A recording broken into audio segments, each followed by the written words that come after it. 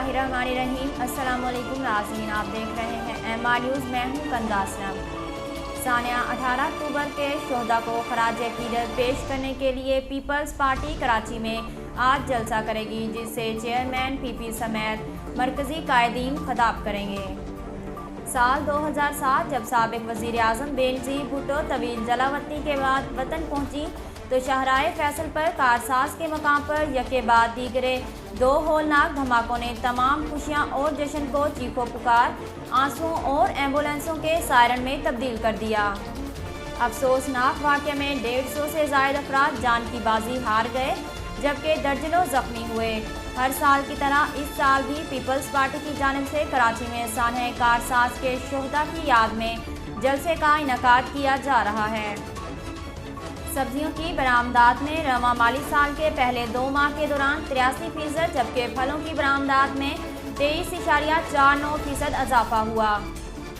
Media report के मुताबिक PBS के अदाद-ओ-शुमार से पता चला है कि जारी माली साल में जुलाई और अगस्त 2021 में सब्जियों की कौमी बरामदात का हुजम 38.226 मिलियन डॉलर तक बढ़ गया, जबकि गुज़श्ता माली साल के इसी अरसे के दौरान सब्जियों की बरामदात में 17.297 मिलियन डॉलर यानी 82.88% का नुमायां इजाफा रिकॉर्ड किया गया।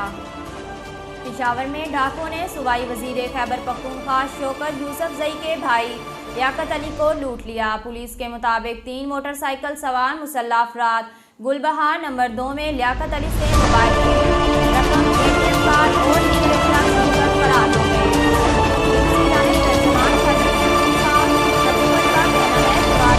नोटिस ले लिया गया और मुलजिमान को जल्द गिरफ्तार करके इंसाफ के कटहरे में लाया जाएगा।